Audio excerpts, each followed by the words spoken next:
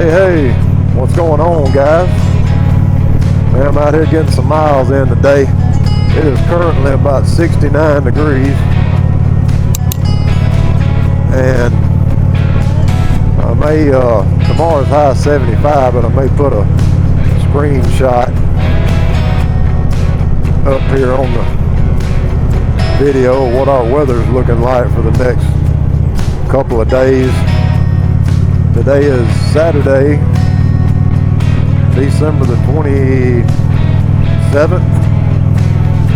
and yes, I was able to get out and get some more riding in before the end of the year, thank goodness. But as I said, high tomorrow 75, high today is supposed to be about 72, but the high Monday gonna be 39, so we got we got 75 tomorrow, 39 Monday.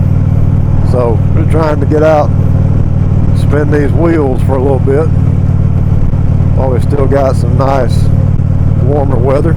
But in today's video, I'm gonna give a couple of video updates, and then I'm gonna tell you guys a story that I heard. So stick around for that because I thought it was pretty good. But the video updates. What I wanted to share with you guys, if you watched the video that I did where I went to Elvis Presley's birthplace and then went to Tupelo Hardware and saw that spot, talked to the gentleman there, it was on our local news here just probably about 3 weeks ago, that Tupelo Hardware, after 100 years in business, was going to be closing the doors at the end of 2025. And I thought, wow, man, this is something that I just got by there, not long ago and did that video and was able to do that, and now they're going to be closing. And which was a really sad thing, man, for that piece of history to be closing the doors and to no longer be there for people. But on a bright note, it was in the news just about last week that the city of Tupelo is going to buy Tupelo Hardware and keep it as like a historical marker, possibly a museum. So, and I thought that was awesome, man, that as I said in that other video, every couple of weeks, every other Friday, there's a tour bus from Graceland that stops by.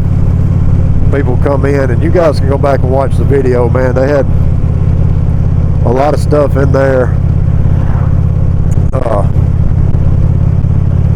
the history of Elvis, and of course, the X in the floor where he stood when his mother bought him his first guitar.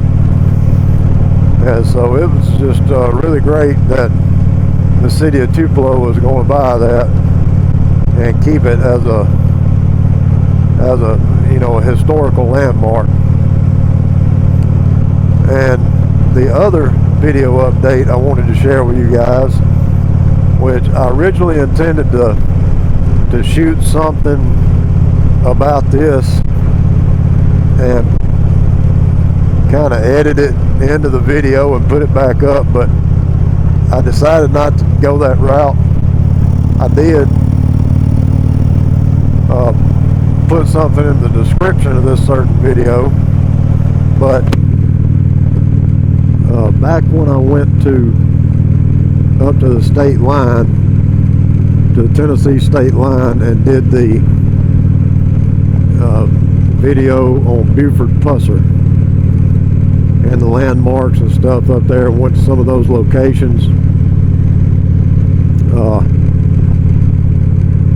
It was not long after that actually the Tennessee Bureau of Investigations came out with a in a press conference and stated some things, and I knew that some of this case had been reopened, the death of Buford Pusser's wife, Pauline Pusser, and I believe it was in 2023 they exhumed her body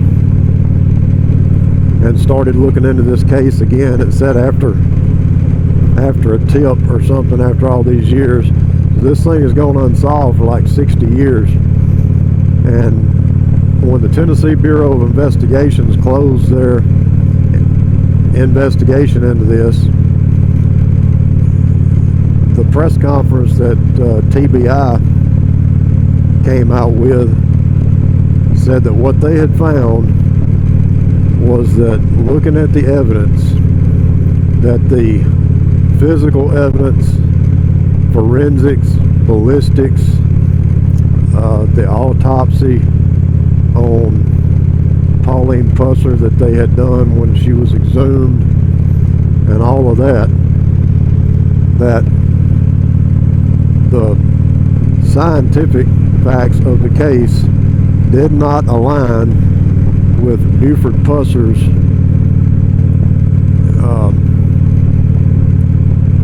his what he said happened.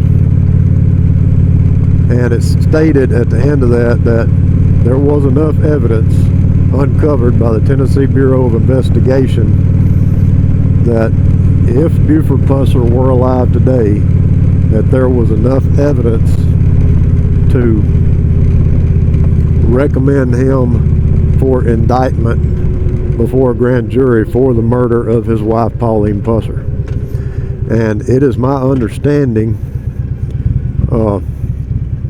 due, I believe it was to some comments in that video later after all that came out, that some of the markers that I had in that video, it's getting a little hot in here, that some of the markers that I showed in that video, like the 12th of August ambush site and the second ambush site, some of those markers have already been removed. And the last that I read, it was the town of Adamsville, which is where he was from. His home there has been a museum for years. As I said in that video, I went to it way back in the maybe the late 80s, early 90s at the latest. And the town of Adamsville, Tennessee, and their citizens were going to determine what they needed to do going forward as far as monuments, markers. I believe they have a festival every year. They were going to determine what was best for them as a community going forward, and I do not know what that is. But just want to give you guys an update. As I said, I did go back to that video, updated the description of the video, and put this information in there, and put a link to the news story from a news channel in Tennessee.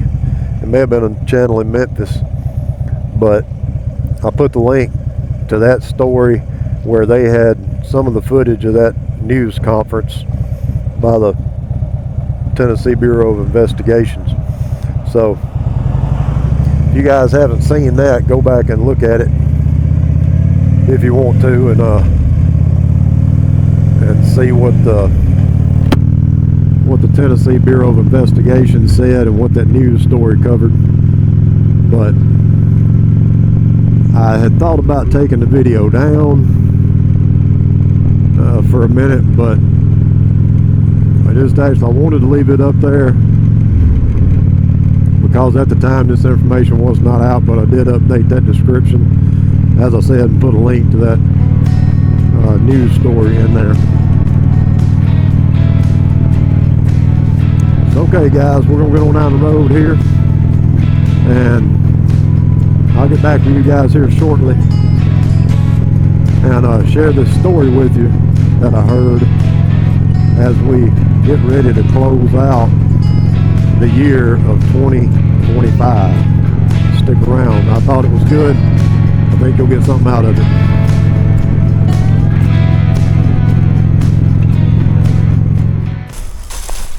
One note before I get in this story, man. You guys will see we got a lot of road ahead of us. Some of us have got more road ahead of us than others.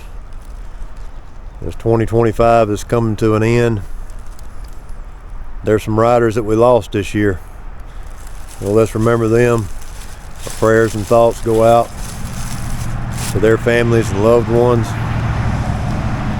And as we look, man, keep that in mind. We never know how long our road is or when our map's going to end. So we got to make it count. Got to make it count. Let me share this story with you. All right, guys, now to the story that I wanted to share with you guys. I saw this online the other day. You guys may be familiar with this analogy. You may not. You may have seen the same video clip that I saw.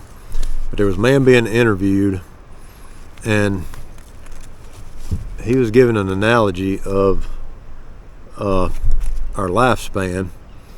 And I hadn't checked these statistics, but I'm just going to go with what he said. Let's just say, we're going to look at this strip of paper. Say this strip of paper is 100 years. So the average lifespan for this is some old wrapping paper. So if you see Frosty on there, you'll know why.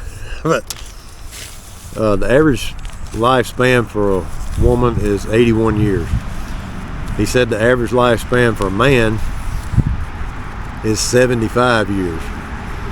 So let's just take this. I'm going to tear this off. Just say life expectancy for a man is 75 years. Let's just tear this off right here. Most of us will never see these years. If we do, most likely we're not going to have the same quality of life. We may not be able to still get out, play basketball, do things we used to do, stuff like that. But most of us on average will never see these years right here. So this is what's left out of that 100-year span.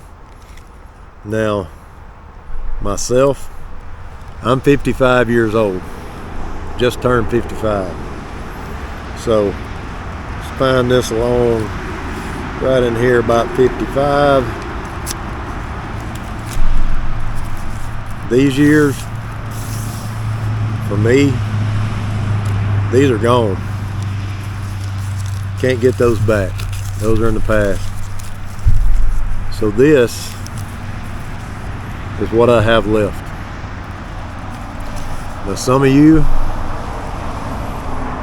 may have more time left. You may have less time left. But this is what I have remaining, is this right here. And the point he was making was, in whatever time you have left, make that time count. He said live every day like it's on steroids. But whatever amount of time you have left, guys, use it to its fullest. You know, as we close out 2025, whatever time you have left, make every day, make every hour, make every opportunity count. You know, looking at it in the entire span, that's not a lot of time left for me. You know, so whatever amount of time you have left, man, make the most of it. You know, if there's things that you want to do them, man. Do them. I saw a video, I believe it was by Sensei, talking about give me my flowers now. And using that and talking about the fact that a lot of times after people are gone, we send flowers. We talk about how much we cared about them, what they meant to us, things like that. And his point was, you know, don't wait till I'm dead. Give me give me my flowers now. You know, tell me what you think of me now. Don't wait until I'm gone. But do that, man. Whatever, you know, if you got somebody, tell people how much you love them. Make the best of it. Make every hour count, every day count, and use it to its fullest. Look back on the year, be thankful for what you've got, what you were able to do. And as we get ready to go into 2026, into the new year, man, if there's things that you're wanting to do, some goals you want to accomplish, I encourage you to get a sheet of paper out, get a notepad out, write those goals down, put it on paper, and look at it every day. You know, I'm going to start doing that. I've written goals down in the past, but as far as looking at them every day, keeping them forefront in your mind, I'm going to try to do that. Make some plans for the new year. But yeah, write those goals down, man. Things you want to accomplish in your life, things you want to accomplish for the new year, things you want to accomplish or improve within yourself, within your family. And, you know, make a game plan of what you need to do to accomplish those. Keep looking at them every day. Revisit them once a month or once a quarter. Make adjustments accordingly, whatever you need to do. And try to accomplish some of those goals, you know, in the new year coming up. And while you're doing that, you know, on a less serious side of it, you know, make some plans out, you know, for what you want to do riding wise during the new year. Deba had a really good idea. One of the guys that comments, you know, a lot on my videos and other people's videos, get a calendar out for the year, get a Sharpie or something, and just write down dates, you know, that you're going to take trips, days that you're going to take certain rides, places you're going to go, and that are non-negotiable ride dates, ride events, and plan that out for the year. I thought that was a really interesting story, really interesting way to look at it and really put it in perspective when you're looking at that short piece of paper or however long yours may be. But hope you guys enjoyed that little story, that little analogy. I thought it was really good. But yeah, 2025 was a good year. This video is probably going to come out before my recap of 2025, so still working on that. I hope to get it out really soon, and hope you guys had a great year. May do a video here looking back at what I learned in 2025 like I did for 2024. But you guys get out and enjoy your bikes, man. Enjoy the road, enjoy your family.